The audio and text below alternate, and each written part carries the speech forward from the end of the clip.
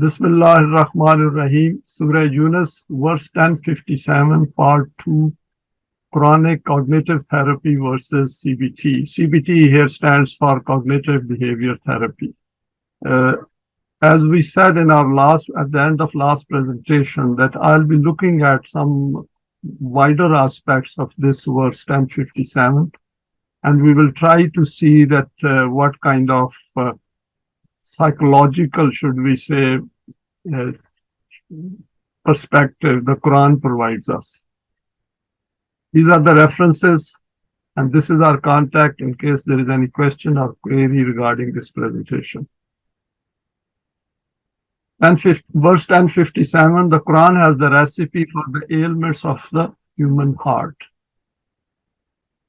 Ya ayyuhan nasu qad ja'atkum maw'izatun min rabbikum wa shifaa'un lima fis sudur wa hudan wa rahmatul lil mu'mineen. This is that law, O mankind, which has come towards you from the direction of your Rabb in the form of this code of guidance. In this there is treatment for every dissonance of yours which keeps your heart in anxiety. So Quran has given this, mentioned this in this verse, that it provides treatment, it provides the recipe for those issues which arise in human heart and create internal conflicts. And of course, once we have internal conflicts within ourselves, then we will also display them in the outer world, which guides every one of those nations, which accepts it as their code of life towards the path of successes and benefits them with the means of nourishment. So over here, what Quran has done is that from addressing mankind, Ya ayyuhan nasu, then it goes on to Hudam wa rahmatul lil mu'mineen, that it is a guidance and a rahmat. And we know rahmat has a very wide connotations, which includes development, nourishment, and even means of sustenance. And then it says that then you become Momineen. And that's a big transition from mankind to becoming Momineen. Further reflections on verse 1057. As we know, the Quran provides us with the choice of an alternative system called Deen, which helps to eliminate all those psychological issues which we see being created around us in man-device systems. In this verse, Allah has declared for the attention of mankind for all times that in this Quran is the recipe for treatment of the issues of the heart. And this needed exploration, and that is why I thought we should go into further details and look at it. Those issues which the man-device systems create. Then it states that it serves as a guidance for those who choose to follow its path, and that they then benefit from its process of nourishment. Today, we will look at some basic points of cognitive behavior therapy and also person-centered therapy put forward by Carl Rogers. I selected these two because I thought that these give us some glimpse of what is going on in the human world and how do human beings approach the problems created by the psychological problems created by the system or for human beings within the environment in which they live. And then we look at it, that how the Quran is asking us to deal with these issues. So it will give us a broader perspective to what the Quran is asking us to change within our own selves. These will provide a brief overview of human thinking, feeling, and understanding when dealing with human cognitive problems at the fundamental level of being human. So it's not prescriptive in any way. The choice is ours, but at least as the students of the Quran, we can see that what are the human efforts in this field and how they are dealing with this. And that gives us a slightly broader perspective when we come to the Quran. This will also make us aware of the kinds of issues we may have to deal with even in the system of Deen. Because ultimately, as and when the system of Deen is established, we will also be facing these issues. Because at least at the transitional level, when we will be going from the man-device system towards Deen, human beings who will be entering into that system will also have these kind of issues in some part of the society. So at least we will have some idea that how man-device systems, those deal with the human problems. To become aware of an issue is the first step towards dealing with any issue facing us in our earthly life. Towards the end, we will look at some verses and a simple recipe of the Quran to deal with the complex psychological issues created by the man-device systems.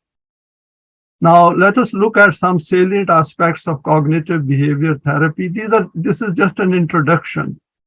For further details, we can always Google and or read some books. There is a book which I have referred as well in this presentation. Some fundamentals. The fundamental principle of CBT is that the way people think in a specific situation will affect how they feel emotionally and physically, and also alters their behavior.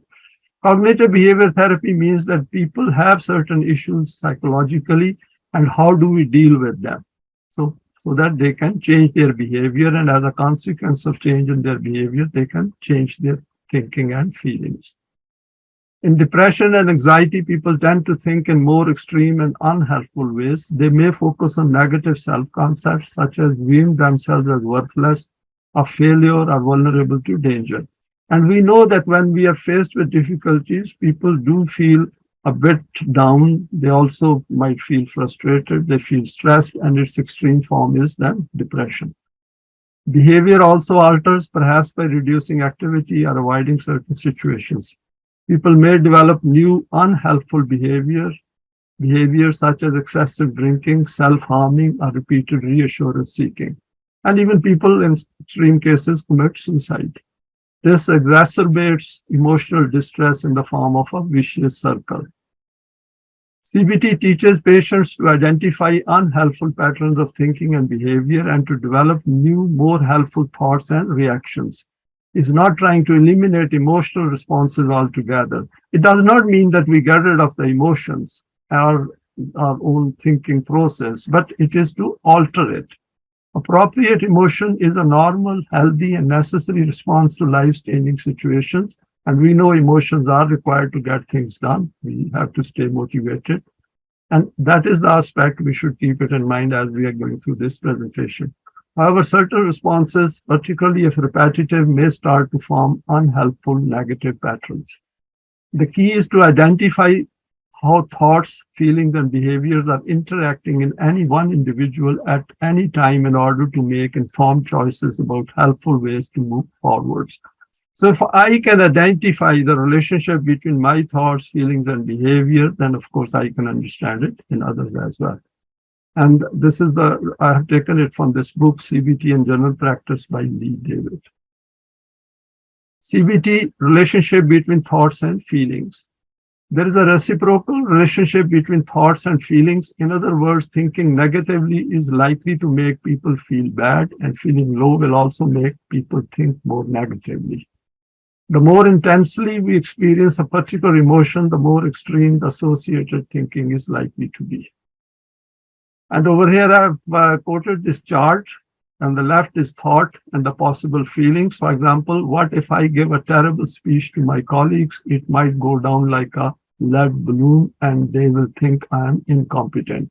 With that kind of a negative feeling, it will give rise to anxiety and fear. Then the thought is, I am worthless, no one wants me.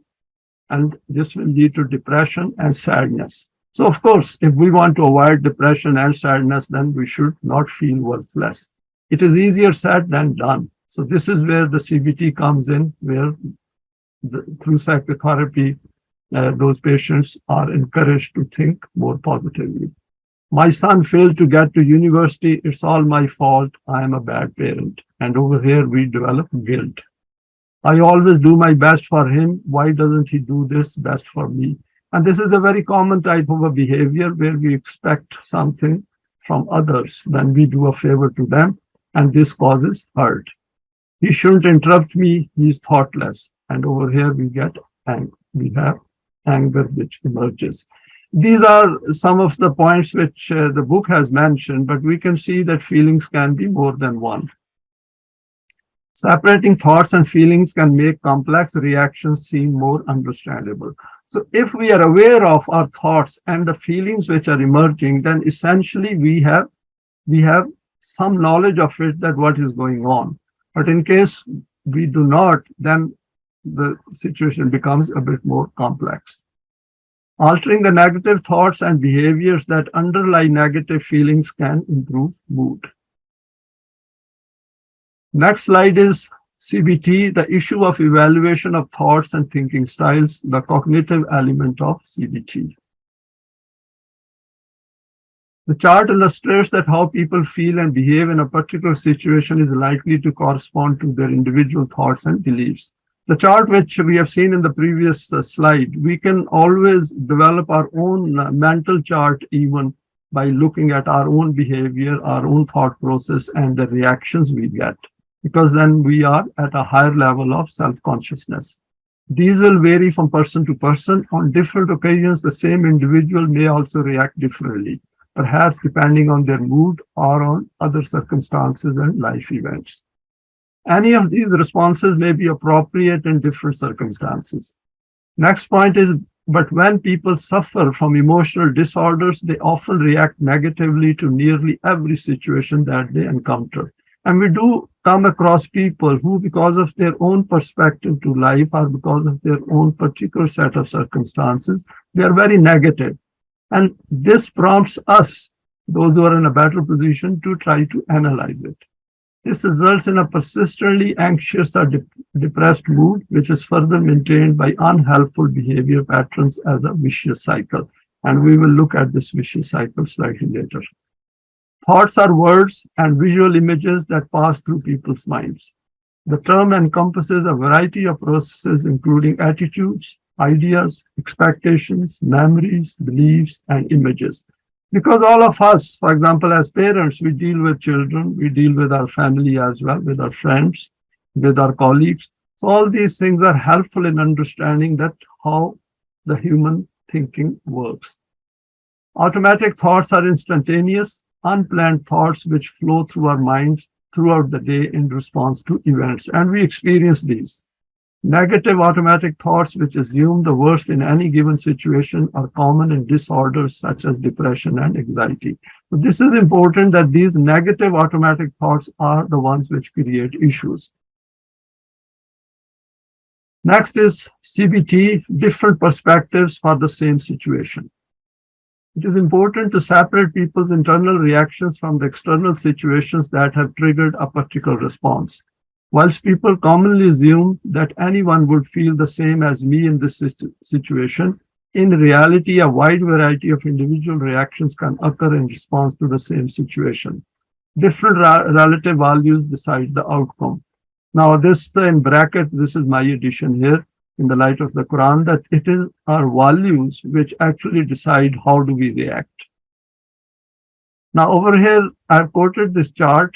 First column is of event. A friend is an hour late for dinner. Some lady has invited her friend to a dinner, and this is in relation to that.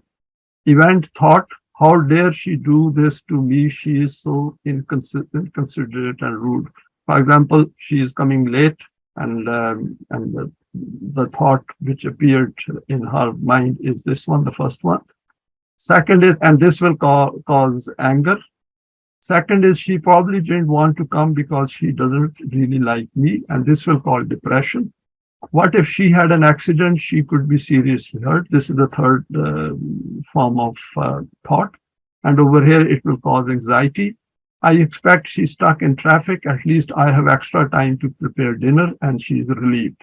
So there are 4 different scenarios quoted here, and all these thoughts can come to some individual, and we should be able to recognize those thoughts. And of course, there is instruction over here as well, that what kind of a thoughts we should let go, and which kind of a thoughts we should eliminate.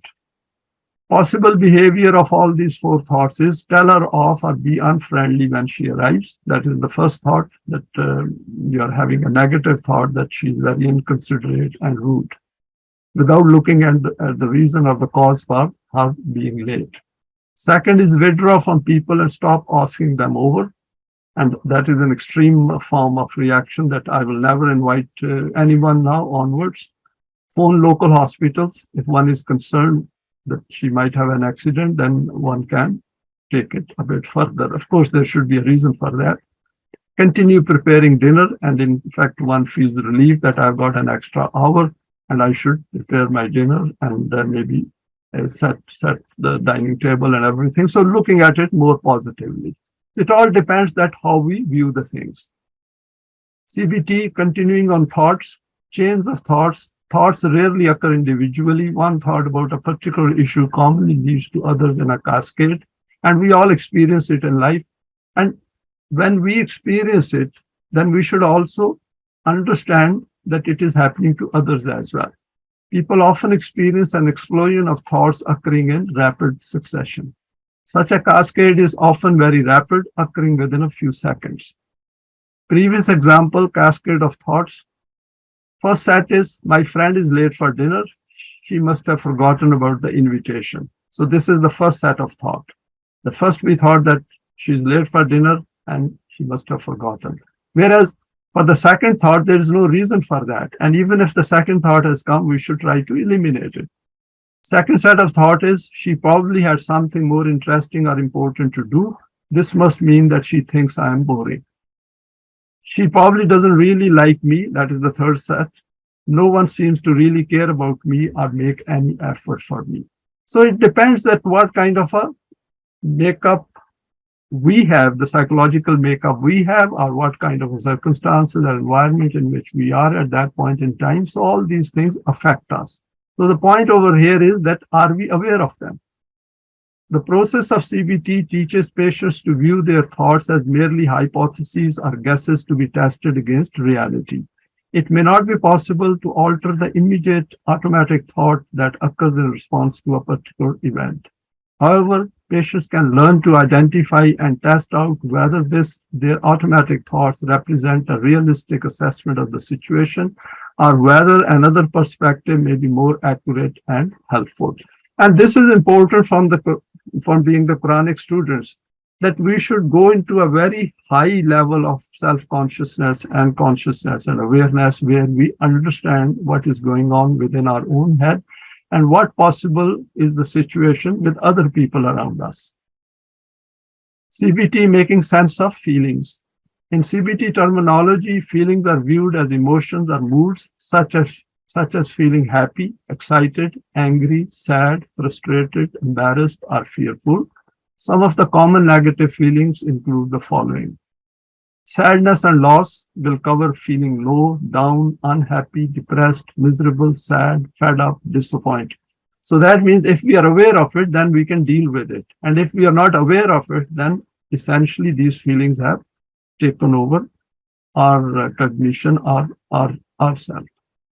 Guilt and shame, ashamed, guilty, embarrassed, humiliated, mortified. Anxiety and fear, feeling nervous, tense, frightened, anxious, worried, afraid, scared, panicky, terrified, petrified. And the fourth set is anger and hurt, feeling annoyed, irritated, frustrated, cross, exasperated, angry, furious, mad, livid, infuriated, hurt. Next is monitoring the intensity of feelings. Usually shows that feelings fluctuate widely over a period of time. And this is interesting, that we should be aware of our own intensity of feelings and how do these vary. And because the first step is to recognize these feelings. And we have seen that there are a lot of these negative feelings. And this is a product of the man-device system. If we remember, Allah said right at the beginning of Surah Al-Baqarah that man will create fear and huzn. So that is how we should try to view it and analyze it. Now we can rate these feelings. Rating of feelings, it is often helpful to learn to relate the intensity of feelings on a scale from, say, 0 to 100, and the low to very high feelings. For example, 0 to 10 will be very low feelings, and 90 to 100 will be very high level of feelings. Can we apply this rating to our understanding of various aspects of the Quran? For example, each permanent value, we can rate that as well. And of course, to put a tangible figure helps us to understand the gravity of the situation. For example, even when we are dealing with children and who are at a higher age of understanding, we can always ask them that if you are feeling low, that how would you rate it from a scale of, let's say, 0 to 10. Now, next is Cognitive Behavioural Model, CBM. Early and other significant experiences, because whatever you experience in life will generate thoughts and feelings. Next is development of deep-seated beliefs about the self, others, and the world known as core beliefs and rules for living. Next is occurrence of critical incidents, events which trigger problems. In a normal routine life, we may not be subjected to very hard feelings or difficult situations, but when things become a bit bad, unexpectedly particularly, then we are caught into some kind of uh, a cycle, a vicious cycle in which we might find ourselves trapped. For example, sudden death of someone who is very close to us, dear to us, can deplete our psychological resources. On that, we will look at slightly later. Specific problems, thoughts, feelings, behaviors, and physical reactions interacting as a vicious cycle.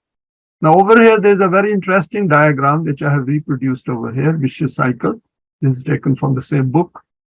Now, first thoughts come, and then these thoughts lead to feelings. And today there was a question on our forum whether feelings come first or thoughts come later. It doesn't make any difference because thoughts lead to feelings and feelings also produce thoughts. And from feelings, then we can have physical reactions. And from physical reactions, we can have a behavior. And then from that behavior, we have further thoughts. So it starts going in cycle, and these are also crossing each other. So the point over here is that we should be aware of it, that what are thoughts doing, what are our feelings, and we should try to evaluate our feelings and do not jump to making quick decisions or coming to some opinions which are not based on permanent values. So this is the point over here. Now, second, what I have done is I have selected a person-centered approach which was put forward by Carl Rogers, who was a very famous psychologist. In fact, I also did a course on counseling using this approach, and it's very interesting. And I will go through some salient points here. I smile as I think of the various labels I have given to this theme during the course of my career. This is from Carl Rogers. He first called it non-directional counseling. And non-directive counseling. Non-directive counseling means here is that the therapist, the person who is counseling the client, he should never be judgmental. Client-centered therapy, that is looking at the issue of the client, it's not about the therapist, it is about the client. Student-centered teaching, group-centered leadership. As the fields of application have grown in number and variety, the label person-centered approach seems most descriptive.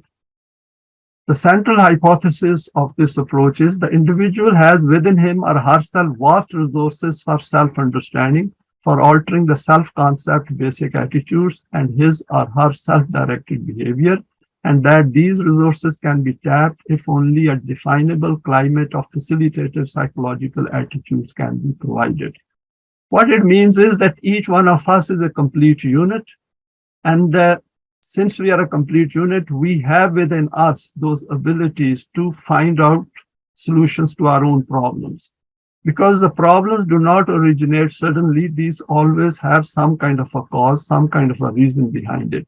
And if it has, then individuals who have run into problems and cannot solve it themselves, then they need some external input, but not in terms of as a judgment or as some kind of accusation or trying to.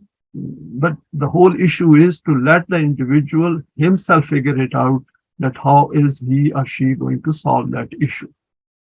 There are three conditions which constitute growth, and this is very important because what he says is that these three conditions have to be created by the therapist, by the individual who is trying to help this client. And that is to promoting climate, whether we are speaking of the relationship between therapist and client, parent and child. And this is important for us as parents, and of course for the children as well to understand, because the children of today are going to be parents of tomorrow. Leader and group, teacher and student, or administrator and staff. The conditions apply, in fact, in any situation in which the development of the person is a goal. And this is important because we remember Quran also wants that the nafs should be allowed to develop. The conditions should be created so that human beings, they flourish, they develop, so that not only this life of theirs here in this world is lived better, but they pass it on to the next life as well and develop further. These three conditions are summarized next. The first element has to do with genuineness, realness, or congruence. And we see it in our life as well, that even if two friends are dealing with each other, if there is a slight iota of doubt in one's mind that the other person is not genuine and is not real, or is just trying to fob me off or get rid of me, we will see that that trust, the mutual confidence breaks down. The more the therapist is him or herself in the relationship, putting up no professional front or personal facade, the greater is the likelihood that the client will change and grow in a constructive manner. So that means that the therapist should not impose on the other client that I am far more qualified than you, and these are my qualifications, and this is how much experience I have. It is not a question of trying to impress the client. The issue over here is that the client is the center of the issue, center of the challenge. The therapist makes himself transparent to the client. The client can see through what the therapist is in the relationship. The client experiences no holding back on the part of the therapist. Thus, there is a close matching or congruence. And this is important even when we are dealing with, for example, on the Quranic platform, that all of us have to be on the same frequency. It is not about each one of us. It is about the system of deen. It is about those yatim and miskeen who are looking for help from Allah. And that is how I view it, and that is how I think we should view it. The second attitude of importance in creating a climate for change is acceptance, caring, or prizing, unconditional positive response. It involves the therapist's willingness for the client to be whatever immediate feeling is going on: confusion, resentment, fear, anger, courage, love, or pride. It is a non-possessive caring. The therapist prizes the client in a total rather than a conditional way. So therapist has to view other individual as a complete human being and see that whatever is in him, the conditions should be created so that he can come out with the issue and not hold back anything. The third facilitative aspect of the relationship is empathetic understanding. And empathy over here is not only that the therapist should look at the client from client's perspective, he should also look at it from his own perspective, and more important is to look at it from client's perspective. This means that the therapist senses accurately the feelings and personal meanings that are being experienced by the client and communicates the understanding to the client. The therapist is so much inside the private world of the other that he or she can clarify not only the meanings of which the client is aware, but even those just below the level of awareness. This kind of sensitive, active listening is exceedingly rare in our lives. We think we listen, but rarely do we listen with real understanding, true empathy. Yet listening of this very special kind is one of the most potent forces for change. Now, if we look at these three aspects, and we will see that the Quran is dealing with us like that. If we see Allah is talking to us in the Quran as Momineen, as if he knows everything about us, and then telling us that this is what you are and this is what you can be. So that is the point. We should keep it in mind, and we will expand on that maybe later. My interest in psychotherapy has brought about in me an interest of every kind of helping relationship. The other, in this sense, may be one individual or a group. A helping relationship might be defined as one in which one of the participants intends that there should come about in one or both parties more appreciation of, more expression of, more functional use of the latent inner resources of the individual. So important is that the latent resources, the potentials which the client has, he or she should recognize those, and the client therapist should also recognize that and bring them out. And if we say this is the approach the Quran also uses, Allah all along is telling us that you have far more inside you than what you think you have. And this Quran will help you to bring out all those potentials which are meant to be coming out during this life of yours. This has raised in my mind the strong suspicion that the optimal helping relationship is the kind of relationship created by a person who is psychologically mature. Just see this statement and just think of the system of deen. And this statement will be extremely helpful under the system of deen to understand what we need to do for other human beings. Or to put it in another way, the degree to which I can create relationships which facilitate the growth of others as separate persons is a measure of the growth I have achieved myself. It would indicate that if I am interested in creating helping relationships, and that's very important, interested, that I should have a desire to create helping relationships. I have a fascinating lifetime job ahead of me, stretching and developing my potentialities in the direction of growth. If we are thoughtfully trying to understand our tasks as administrators, teachers, educational counselors, therapists, then we are working on the problem which will determine the future of this planet. And if we replace all this with the term Momineen, then the things will become applicable to us. For it is not upon the physical sciences that the future will depend. And very important statement here which Carl Rogers makes. It is upon us who are trying to understand and deal with the interactions between human beings, who are trying to create helping relationships. Because it's all about relationships, irrespective of how much technology we have in the world. If we want a happier world, a world which is free from fear and huzn, then we have to have helping relationships. And this is taken from On Becoming a Person by Carl Rogers. Now, what I've done in this slide is I looked at it in the light of the Quran, and I thought some salient limitations of CBT and the person-centered therapy stand out.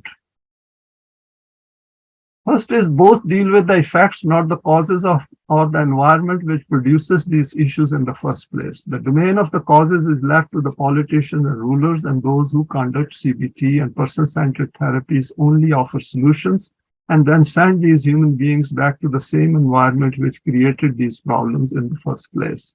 And this is important because the world which we have around us, it is creating some of these individuals who suffer and as a result are left out. If we remember, Quran has used the term yatim and miskeen for them. And because where human beings feel lonely, feel isolated, and then of course they feel worthless. And when a human being feels worthless, he is going to go down psychologically. These are non-judgmental approaches in which values do not come into play. For example, relative versus permanent values. The therapists or doctors themselves live life within relative values. So the issue over here is that the therapist or the doctor himself is working within the relative values. The patient is also the product of relative values. Then essentially, they are not taking the problem holistically. And it is very fragmented approach. And this point has to be kept in mind when we are coming to the Quran. Hopelessness leads to giving up, and our inner desire and motivation becomes hampered. This can be in response to external circumstances or our inner psyche, or both. Children brought up in broken homes and families face these kinds of issues more often. This also happens within slums and poverty-stricken areas, where people just accept their condition as a fait accompli. The Quran refers to this state of affairs in many verses. And we can see that, for example, where there are inherently classes built into the religious system, then a child born in the lower class will all his life or her life will think that he is meant to stay in that class. So these are psychological limitations which are imposed by man-made systems. We have seen that the man-devised systems mostly address those issues where the people at the top feel threatened or it suits them politically. With the world now being divided intrinsically into nation states, which it should not be, the divided world has become a reality. This unnatural division, not meant to be, is a dissonance at a fundamental level. The human self is a whole, and asking it to divide itself will lead to deep psychological issues. So I have taken a slightly broader perspective, and I said that we have a machine, we have a factory set up to create psychological problems. And in many ways, we are lucky that we don't have that many problems, apparently. But if we look at human beings and we talk to them intimately, we will find that, and using the Quranic lens, we will find that how many problems they have, which they should not have. They should be free from all those chains which the Quran says that we are meant to remove them. Individuals find themselves in these mental states due to events and circumstances in their life, and unless these are changed, a mere change in thinking will not lead to a positive outcome. Those who come out of it change the environment in which they live. However, external intervention in terms of help is required. More information is not of much help. It does not mean that these CBT and person-centered therapies are not useful. These are useful, of course. But the thing is that we, being the students of the Quran, look at the wider picture, broader picture, and keep the system of deen in our mind.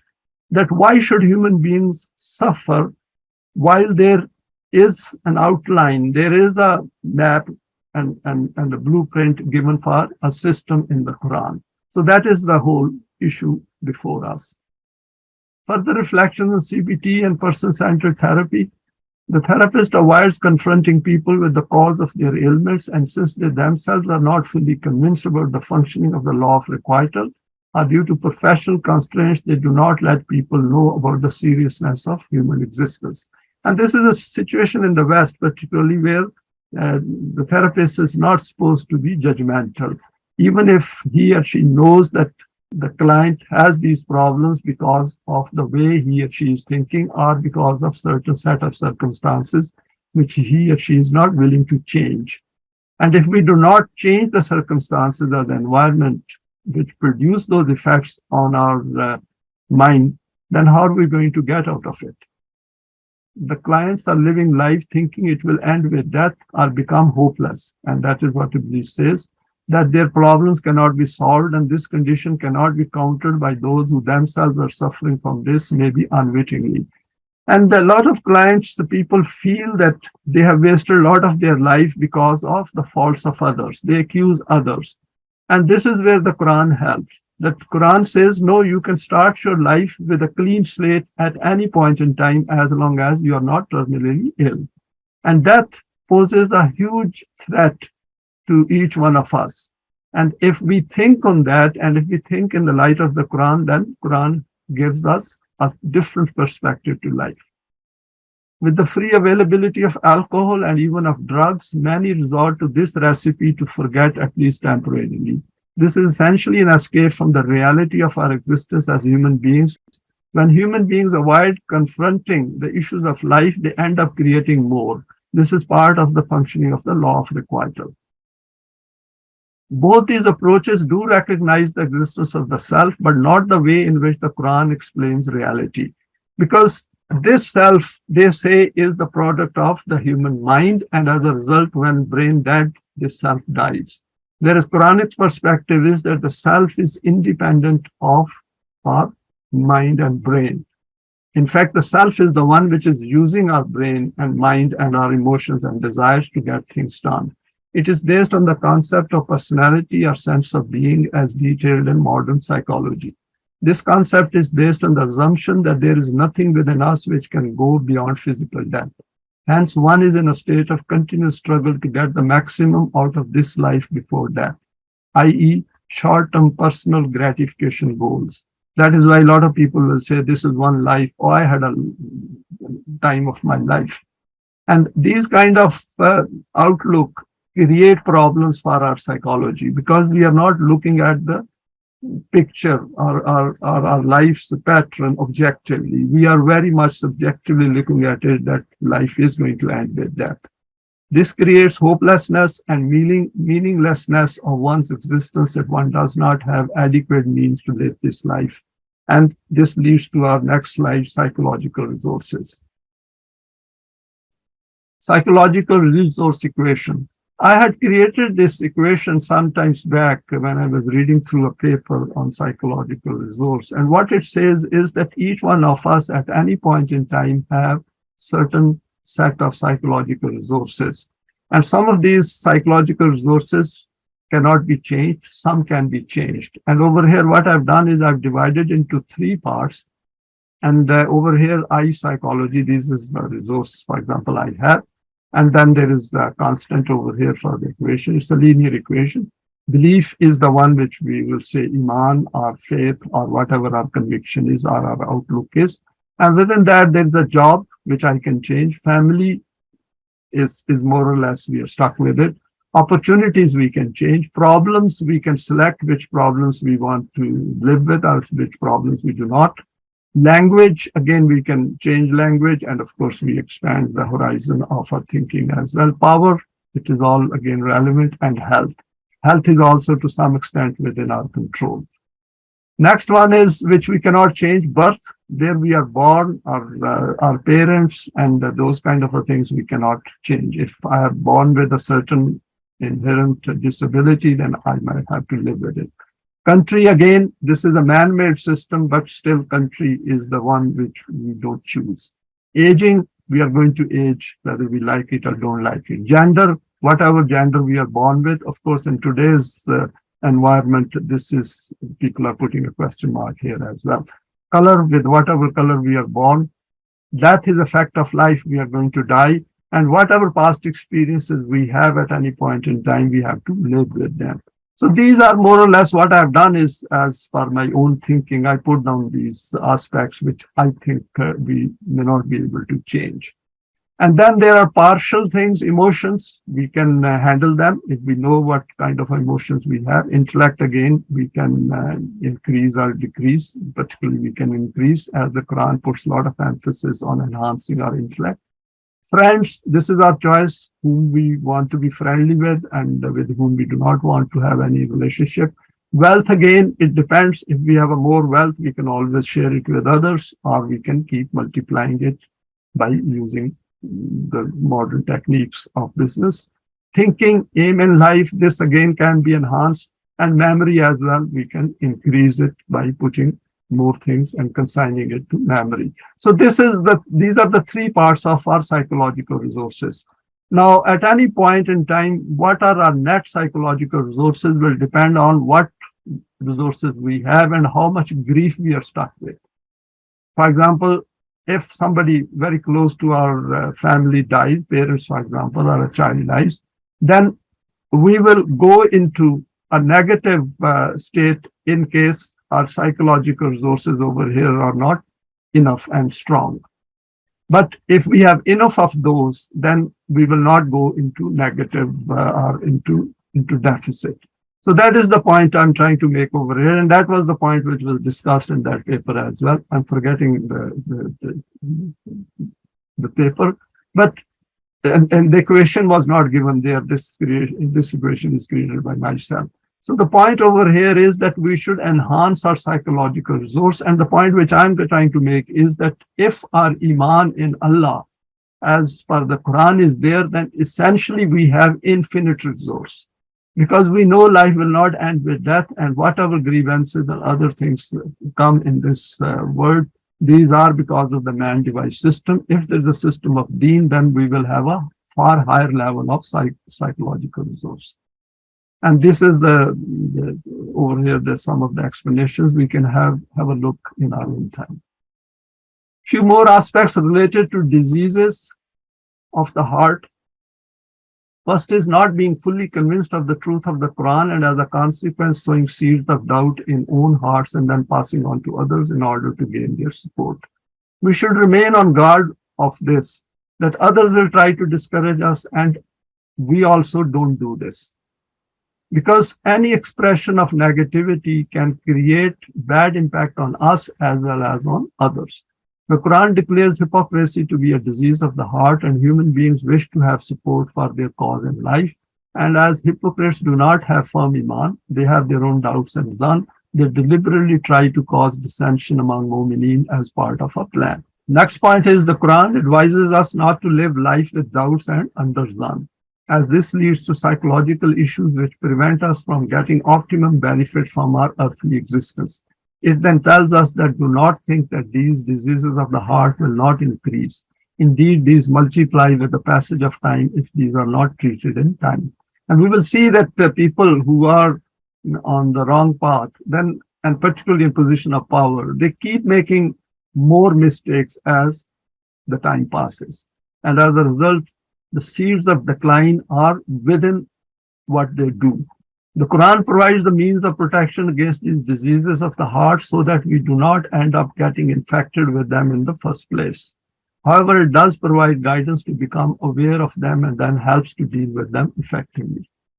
One of the fears with which we suffer in man-device system is the issue of injustice. For example, in a grossly unjust human system, we avoid giving evidence because it can go against us if the powerful can buy favors from the law.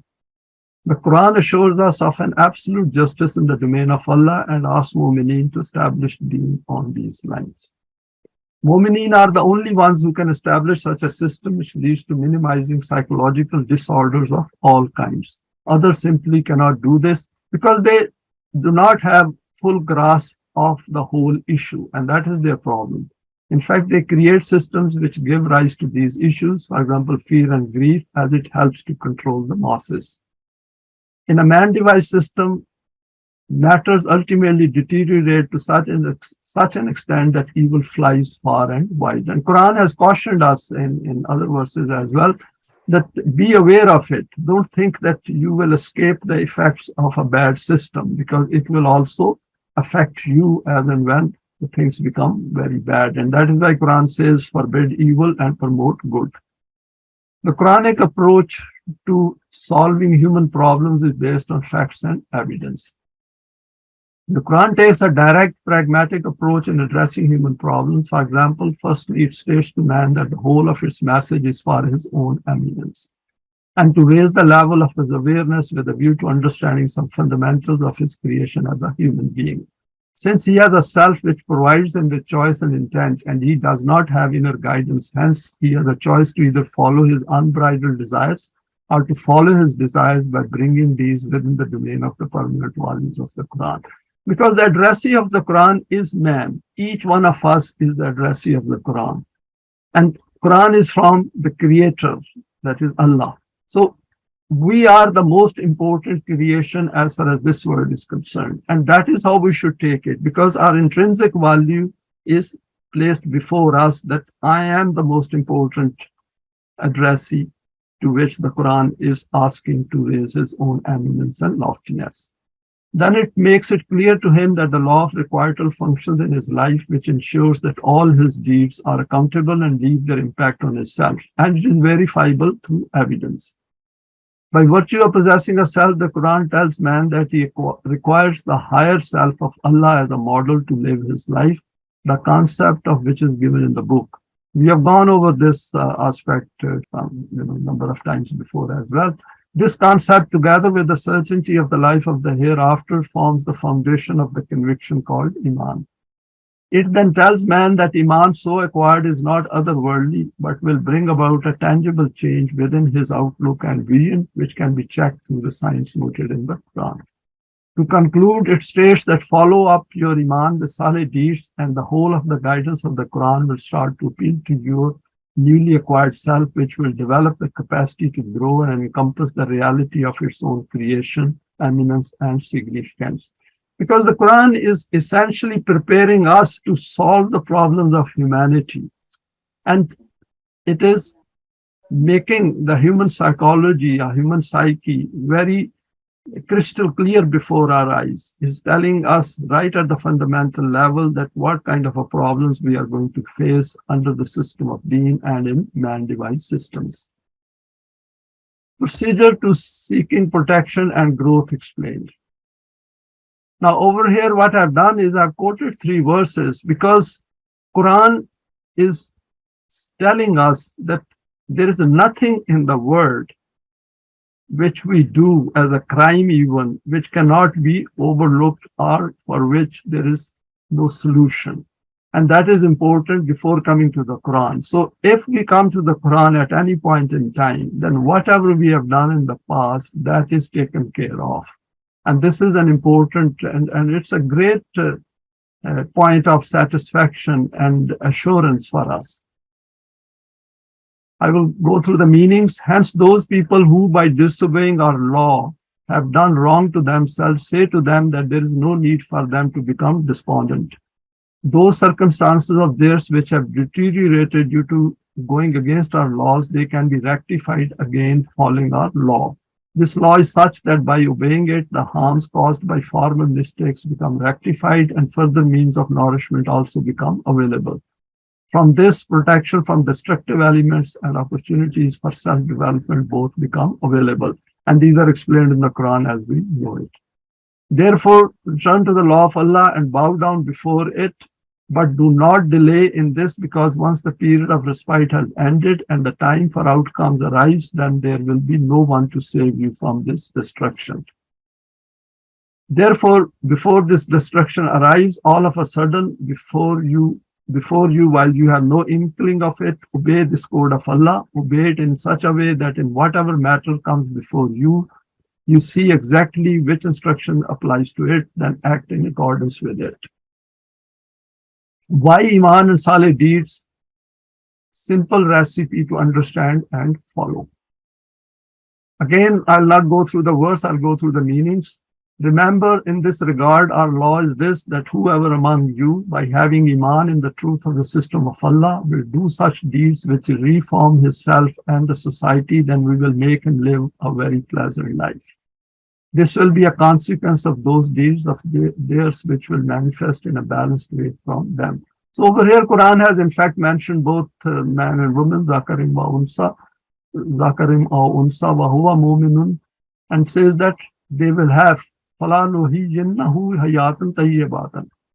they will have a very smooth life, a very life which will be full of pleasures, and they will understand the way life is. And this is true even within the man-made systems, that we understand the limitations of the man-made systems, and then we keep working towards the system of being. And I'll go through the meanings again for the second verse as well, which is more or less like the first one. Contrary to this, the person who keeps Iman in the truths of the law of Allah and is acting on the ability enhancing program of his, because Quran gives us the whole program for self-development, from individual to a collective system. Whether a man or a woman, such people will be benefited with the bounties of life, and not an iota of decrease will be made in the outcome of their work. Doing this will be injustice, and Allah does not do injustice to anyone. We have gone through this aspect that Allah does not do zulm, does not do injustice to people. It is people who do injustice to themselves. Defining a very high order of acquired consciousness. Now, over here, I've quoted this verse. We have gone through it previously as well, but today what I've done is I have looked at it slightly differently. This is the 177th verse of Surah Al-Baqarah, and I'll go through the meanings. It is not bir, and bir means breadth of vision, and it is opposite of itham. Itham is something which weakens us, whereas bir is something which keeps strengthening us. It is not bir to face east or west. Bir is to have Iman in Allah, the fact that human life continues in the hereafter, in Malaika, in the books, in the Anbiya. If this is acquired, then as a consequence. And over here, this is what Iman means, that we should have Iman in Allah, in the fact that the life continues beyond into the hereafter, and in the forces of nature, in Allah's books, and in Anbiya. And after this, despite having affection for wealth, we share it willingly and happily by recognizing the state of the man-devised systems with those who are created by man-made systems. I've not gone through the individual details of it, but the whole point is that whatever we have, we learn to share it with others by recognizing the weaknesses of the man-devised systems. Then reaching this conclusion that there is a need to establish the system of salat and of organizing the process of zakat. And then making commitment for this system with Allah. And this is important, that this Iman over here, which Quran says, Man amana billahi, should lead to making a commitment. Because now we are on a different path of life. Our self has gone into that mode where it knows it is not going to die, and it is going to go beyond death, physical death, into a new life. Go through all hardships together with never to think of giving it up, and then is thus proved to own selves the truth of own commitment and acquire very high fidelity and self-development for the system of deen. And we have gone through these things previously as well. So it is just to reiterate it with a view to dealing with these psychological issues. Deen makes human life simple and free from fear and huzn. And over here, I've quoted two verses and I'll go through the meanings. In this society, there will be no vain discourse, no kind of aimless noise or meaningless activism. And this is the characteristics of the system of being. And we can create it within our own imagination, within our own psyche. In this, every matter will be the means for the accomplishment of the development of the human self and will be a cause for the peace and security of humanity. And everyone will keep receiving the means of nourishment continuously and unceasingly. This is that Jannat whose heir we make from among our servants who by taking care of our laws become protected from the ruins of life. Since we create this Jannat through our own efforts, so nobody can take it away from us. Now let us look at a schematic, two choices in life, hereafter or no hereafter, creating different realities. Now, what I've done over here is I've drawn certain figures and underneath I put down some comments. Just note over here, there are two gears over here in this figure. Life ends with death. I don't need guidance. This is the only life I have. Hence, I must seek happiness as defined by the world in which I live. Secular mind is that kind of a thinking is of a secular mind. There is no God. Second thought is, though life ends with death, but as per my religion, there is a hereafter. If I can please my God through rituals, then due to his mercy, I can enter his heaven. Again, there is no effort involved over here. It is just a belief. All sins can be forgiven by him. Hence, I can live this life the way I like. So all responsibility is put on their version of God, that I don't have to do anything. I can keep committing sins and I will be forgiven, i.e., according to my desires. Next one is life does not end with death. I have a self which I recognize and which has the potentials to grow from its existent state. I seek guidance and I'm willing to follow the path if it appeals to me. So this kind of mentality, this kind of outlook can emerge from either of these or from any other version. But the issue is that one should be looking for guidance. Bring out the best. And then over here, what I've done is slightly different figure over here. The Quranic model of human self, divine attributes plus permanent values based on Iman and strengthened by solid deeds, advancing towards Deen with Allah's help. So this is a totally different outlook, but this outlook has to emerge from this. So that is the point we should keep it in mind, and it is our choice. Now, one verse needing a reflection, Lahum ma yasha'una fiha wala daina mazid. And there they will have all that they wish, and there will be more from the presence of Allah. And this is very important because our life in this world is full of desires. There was no point in having desires and not being able to fulfill these desires.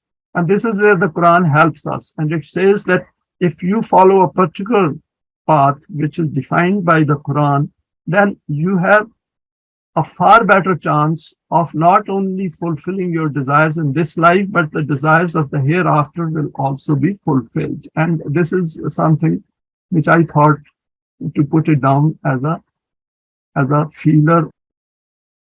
Desires created within man-device systems. I put down some here which I could figure out. All revolve around meeting physical needs and pleasures, all created with a finite time scale, no potential to go beyond physical death.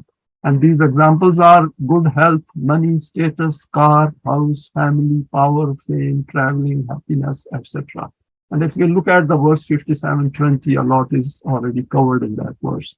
Others work and I benefit. And that is another mentality people develop, that others should work for me and I don't have to do any work. And that is the typical capitalist mentality. Need to be admired for doing nothing, not very keen on using intellect, blind, deaf, and dumb. This is what the Quran declares them. Wish this life continues forever because they have accumulated so much wealth. And I remember someone on BBC Two once said that how great it would have been if we had died first and then lived forever afterwards. And that was very interesting. Strong desire to prolong it, not to be held accountable for anything, desire to please God through rituals, desire for miracles. So over here, those who are in a position of power and those who accumulate wealth, then they want this state to continue. Some desires in relation to this life, which is Quran driven.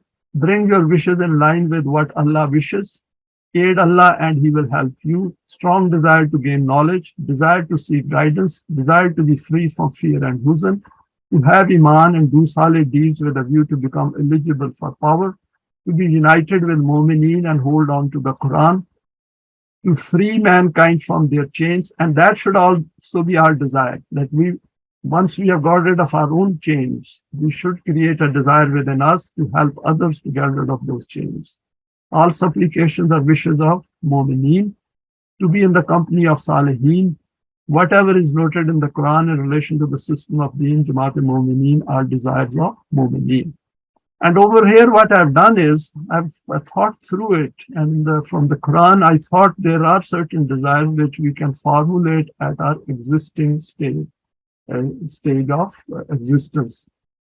Desires in relation to the life of the hereafter, since entry into the hereafter is based on a developed self. So the assumption over here is that we are entering into the life of the hereafter with a developed self, and we have brought out maximum potentials within the means available to us in the man-made system, if the system of Deen is not yet established. Desire to manifest all those divine attributes which we were unable to manifest here due to absence of Deen, desire to have increase in light.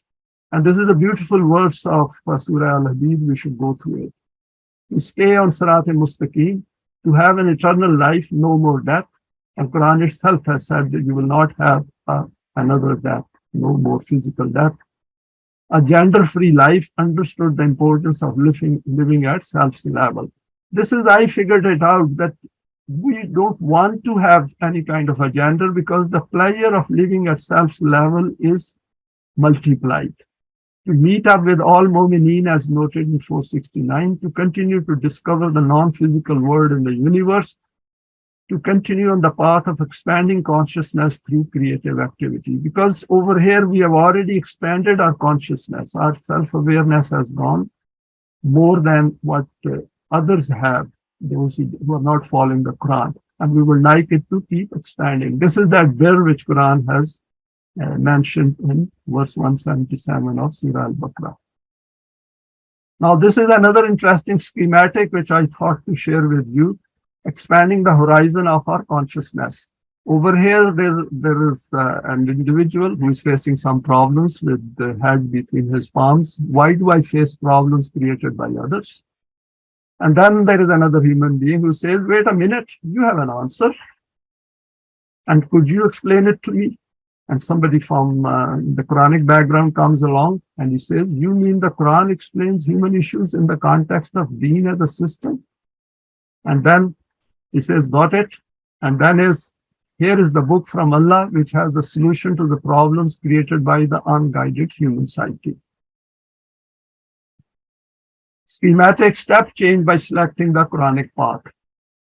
Now, what I've done over here is I've said that highway of human physical life, which is going on. This is the way world is moving from past to through the present into the future, heading towards the physical end. All those who continue to live without realizing their own intrinsic value are trapped in the vicious cycle of their thoughts, feelings, behavior, thoughts, feelings. As we saw in that figure, the conveyor belt of biological cycle continues unabated. Human beings suffer due to lack of guidance. So this conveyor belt of human man-device system is going to create problems of different magnitude, depending on the traps in which human beings find themselves. And we know that the Quran has the solution for all this. So cycle of rise and fall of nations is dependent on that, continues. Individual selves never reach their intended destination. Point at which someone comes towards the Quranic guidance, new life commences. So it doesn't matter whether this point is here or over here or over here. So at whatever point we enter the domain of the Quranic guidance, then we have essentially gone on to a different plane, a different spectrum, and started with a new self. Previous life becomes irrelevant in relation to the eternity in front. Because one of the things which we come across is that people say that, oh, I have lost a lot of life because of so and so or because of the circumstances. Over here, Quran says, don't worry, because this physical life is a tiny part of the life which is going to come. So if you develop yourself, you have essentially gained an eternity for yourself. So it is in your own hand, and Quran is here to help you. And if you work with Momineen, then of course it will start multiplying at a very high rate. While living in the same flow, life of the self becomes evidently clear. Intrinsic value provides high perspective. And we can differentiate the two lives, the life within the non-device systems and the life of ourself, which is following the Quranic values and Quranic understanding. Higher discernible self emerges, which gradually comes to terms with the reality of human existence. The meaning of Iman plus solid deeds expands, and the hereafter appears as a reality. And that is a massive, another step change will take place once we enter into the life of the hereafter. Now, finally, is human life meant to be complicated? In today's world, man-made systems have become very complex for people, and the reason for this is that due to relative values which keep changing, there is no well-defined immutable boundary line. While these keep becoming more complex, the human being at a fundamental level remains the same and will always remain the same. Because if human beings change, then there will be injustice. So in Allah's word, that is the word of human self, it remains the same, irrespective of whether we have all this AI and all kinds of gadgets and technology and weapons of mass destruction. It makes no difference. At a fundamental level, human beings will always remain the same, and their interaction, their relationships will always remain the same. As Carl Rogers said, happy relationships should be the aim of life. Two aspects of being human will never change: having a physical body with intellect, emotions, desires, and having a self with an I. These two create a unique combination to make choices and then to act on these choices to bring change in the world.